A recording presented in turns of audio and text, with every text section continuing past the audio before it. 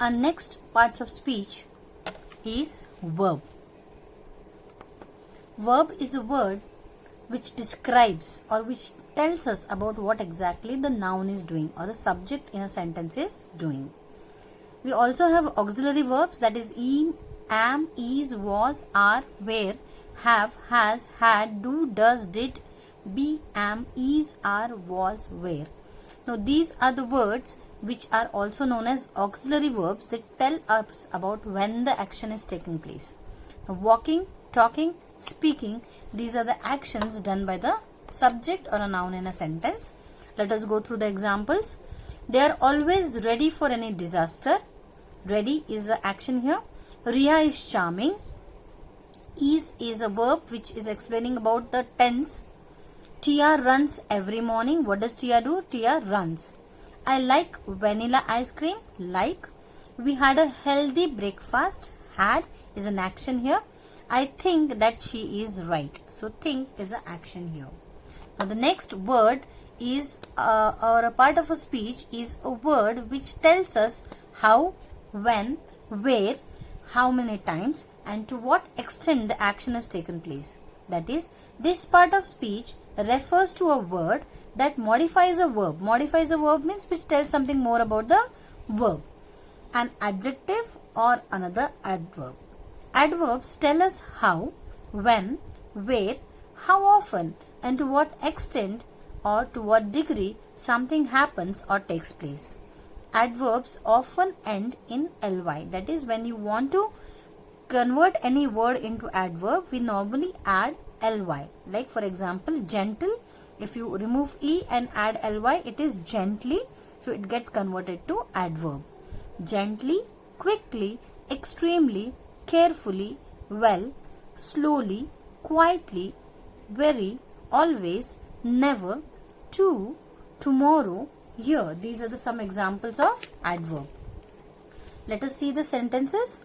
He ate his pie quickly. So eating is an action here. Ate, that is the past tense of eat. How did he eat? He ate quickly. So how was the action done? Action was done quickly. The teacher carefully corrected the exam copy. What is the action word here? It is a correction, corrected. So how did the teacher correct? Teacher corrected carefully. Ravi was extremely excited about his adventure. How much he was excited? He was extremely excited. That is a degree, to what level he was excited. She danced gracefully. How did she dance? So it's an action. How or the manner of action has taken place gracefully. We are going tomorrow. That is the time when the action is going to take place.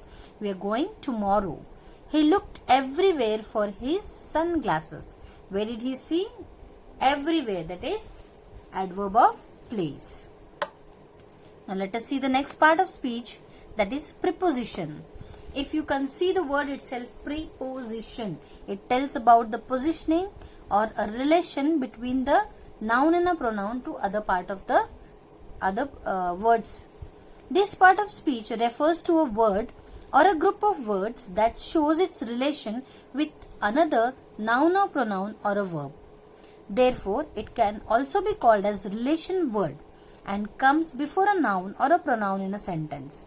They are used to indicate time, place, direction or relationship. In 5th standard, we have already learned with preposition of movement and preposition of place. Children, do you remember those? That is, let us see the examples then.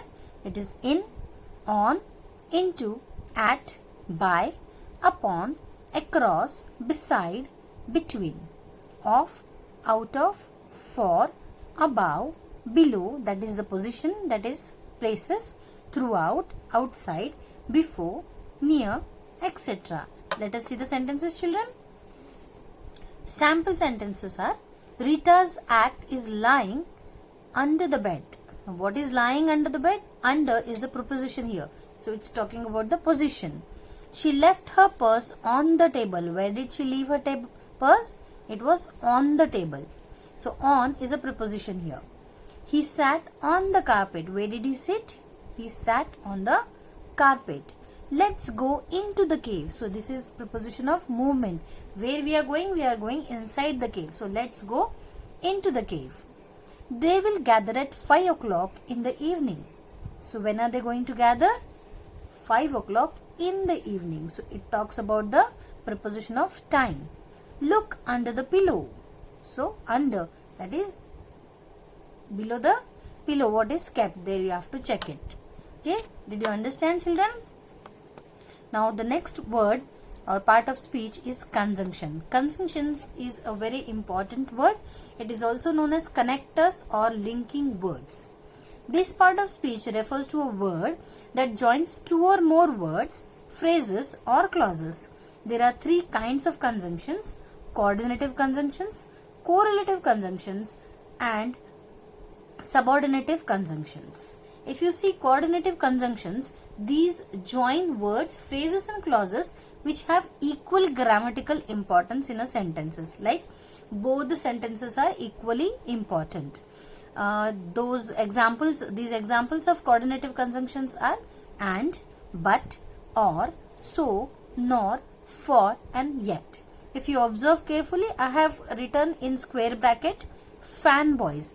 Now fanboys is an acronym.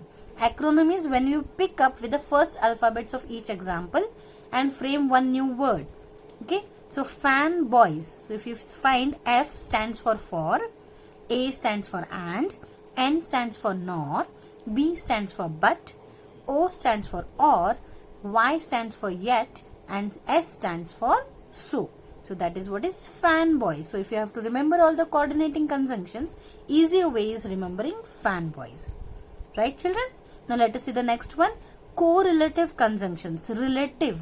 If you break the word itself, it shows the relation between the one part of the sentence to the other part. These are the words that join equally important ideas, but they work in pairs. So if you find the examples, either or, both and. These words cannot be used at the same place, but they are used to join the sentences together, but they are set of correlative conjunctions. Okay, so either and or will be used together in a sentence. Both and will be used together in a sentence. Not only and but also are also used in a similar way. Okay, we'll see the next example. We are going to go into the details further when we are going to learn in detail about each type of conjunctions. Right? Now next is subordinating conjunctions. Now these join phrases and clauses that are not equal. That is, the importance is not there. Not similar. Like one action takes place first and then the second one. Or it is a reaction of the other one. Or we can say result of the other one. For example, because, although, while, since, after. Like for example, after the teacher went of the class, students started making lot of noise. No, our children are very quiet. So after the teacher left, still the class remained quiet. Though the teacher was not in the class, students maintained silence. When the recess bell rang, children were very happy to eat their lunch. Right, children? Did you understand the types of conjunctions? Now let us see the examples here. Sentences. He wants to go, but he can't. No, these are the sentences what they are saying. He wanted to go, but there are some reasons we can't go. She is honest and hardworking. So both are important. Would you like a cup of tea or a coffee? So here it is an alternative. He didn't clear the test because he was not prepared. So it's a reasoning. It is telling us the reason for why the person is not able to clear the test. We were thirsty, so we ordered cold drinks. So here you can find these actions are effect of the previous one. So as he was thirsty, he has ordered for the cold drinks. I was exhausted, but I still finished my assignment. Now let us go to the next part of speech. That is the last one, that is interjection. Now many times it happens whenever you're sitting in the class, sometimes you are very happy to see somebody. Wow, you shout loudly. You say hooray, oh wow. Hush, the class is over.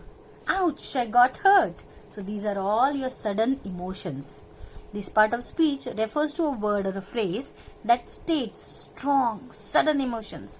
It expresses strong feeling of joy, sadness, surprise, appreciation, and condemnation, etc. Since interjections are commonly used to convey strong emotions, they are usually followed by an exclamation. Exclamation mark is given. But in case of mild interjections, we place comma after the interjections. Now, in case if it is okay, normally, oh, alas, it's not what we can say sudden expression, so that time we put comma. But normally, when we are expressing suddenly, we normally put exclamatory marks. Exclamatory sentences are different and interjections are different. Now, let us see the examples. Ouch, I got hurt. Hooray, tomorrow is holiday, isn't it, children? You all are happy when you listen about the holidays. Hey, you're wrong. Oh, where? We are late for the party. We are expressing, oh, I'm late for my office. Wow, I cleared my IIT entrance exam. Isn't it fabulous, children? So you have so many things, so many words, so many parts of speech in your pocket which can be used to express in a different ways. So next session we are going to see with the different examples wherein we are going to solve with exercises. Bye children. Have a nice day.